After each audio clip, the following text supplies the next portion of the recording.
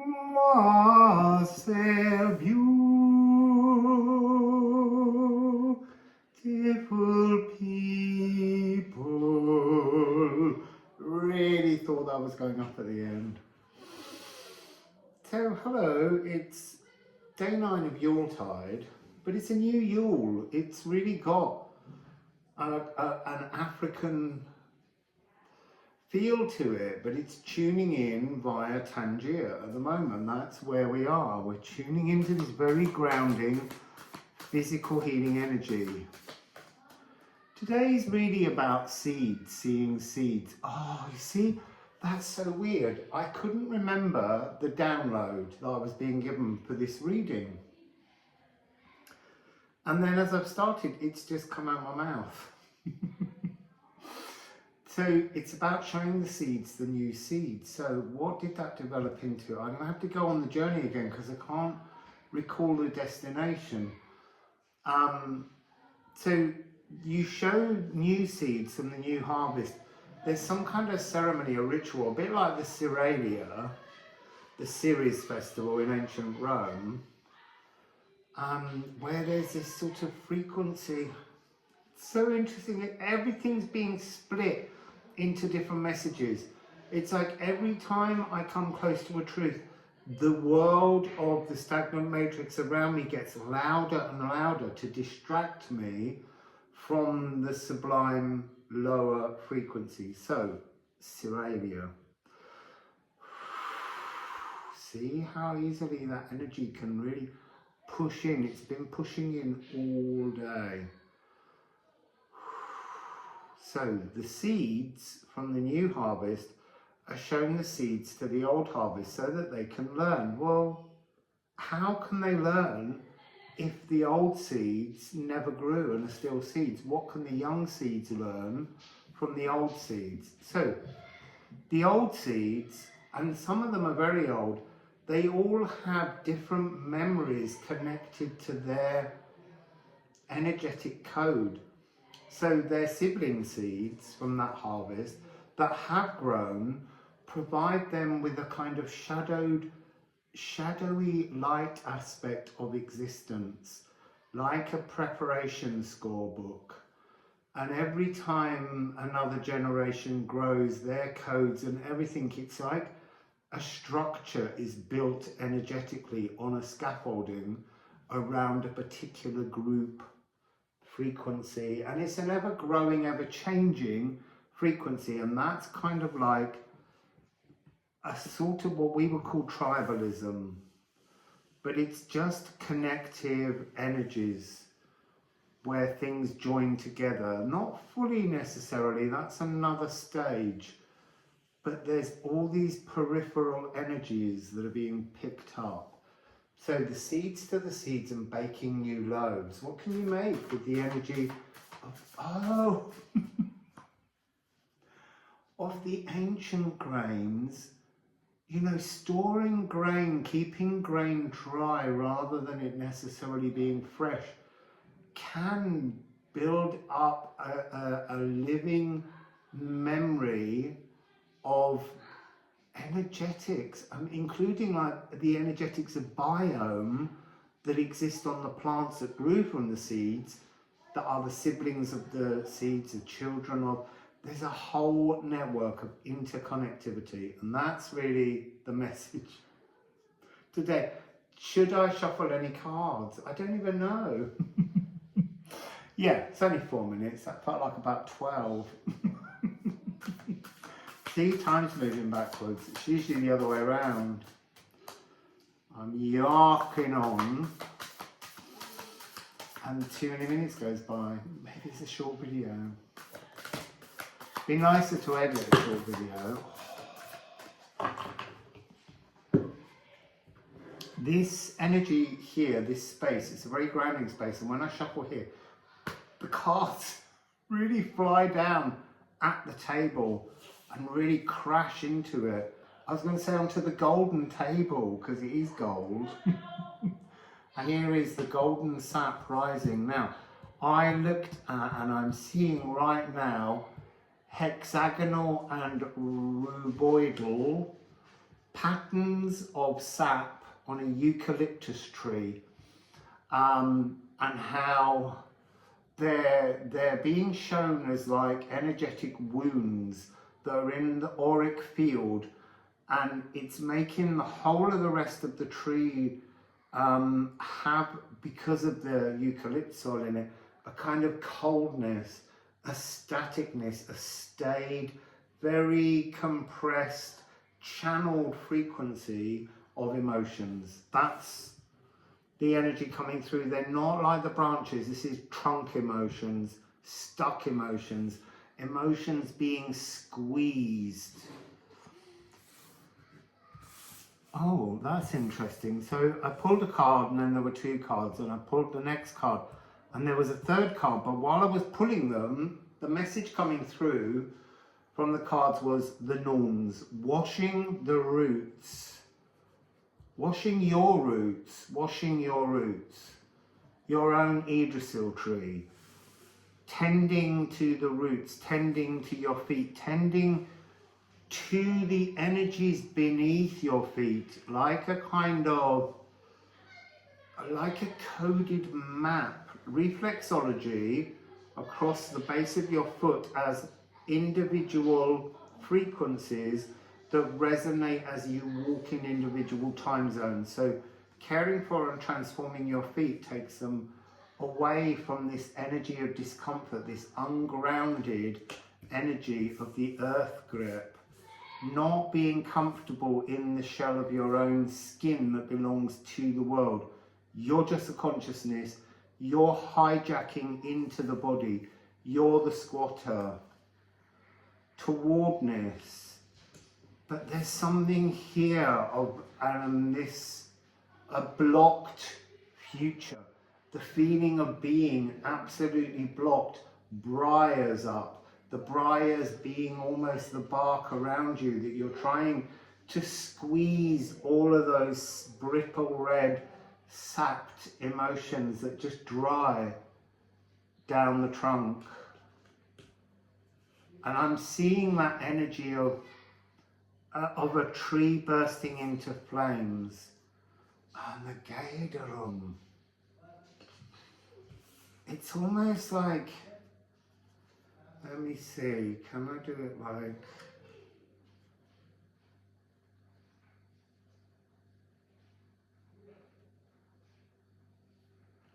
this? Can you see this, the briar, just, it's as if you're coming from behind, you're coming through, and all of the rest of your seeds, the family of seeds that you seeded alongside, they're all there. And this is pushing, it's pushing. The sap is trying to get up. The plug of the collective frequency, ancestral energies, is all at this point of straining, and it will not be stopped. It will break free. The emotions will break free. Oh, that's interesting. There's a stray cut. Oh, let's see. Cheeky little Loki Mercury is in the mix here.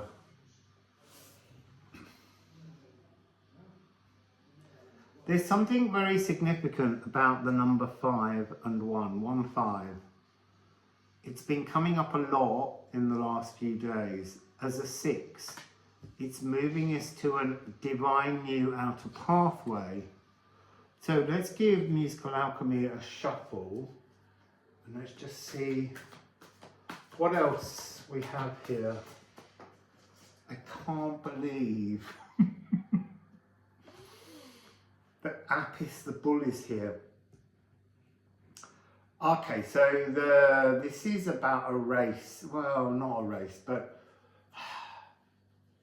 so Apis the Bull, the codes of Apis must be unlocked because they have to be released, because there's change happening in the future now moment in the cosmic music of the spheres to do with Uranus moving from Taurus into Gemini. This is an energy that we have to prepare from. It's almost, wow, that's interesting. So the visual was a huge weight, circular, just like a giant metal orb just going thump into the ground and everything just stopping. Not like a blast wave, but just literally a boom, and just everyone just having a jumping moment. And then suddenly we're sliding down into Gemini and Janus Geminus energy. The other thing was that I was being told that while that ball went down, that there was a weightlessness. That's what was contrary to the notion, something going in two different directions. Like, it's like a cosmic signal striking the ground, and then there being, and it has to come with such physical presence. To come into physical being, this energy has to thump, because it takes so much frequency to anchor into the earth. It's got to literally get right inside, because then there's a weightlessness. And it's something, you see, I only know the word gravitational, but I want to say aether gravitational. It's got something to do with altering gravity, but on some kind of subatomic blah blah level. Well, I don't understand. But some beautiful physicist, quantum physicist, that was the lost word. I nearly said nuclear, but that's what it feels like. It feels that massive, but it's not remotely damaging. It's just alarming.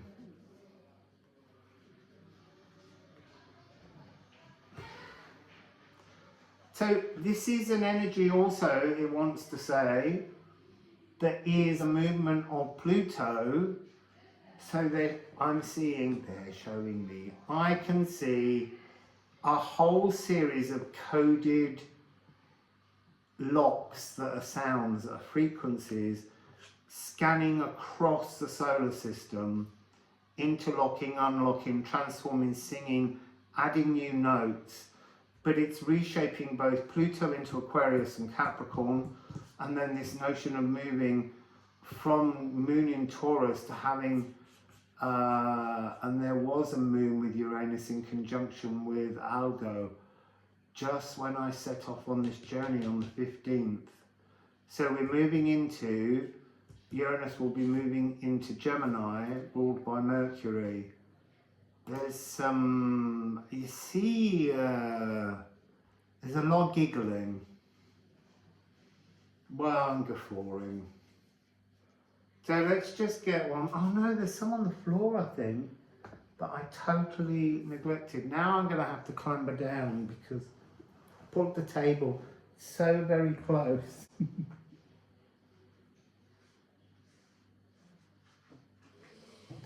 Oh.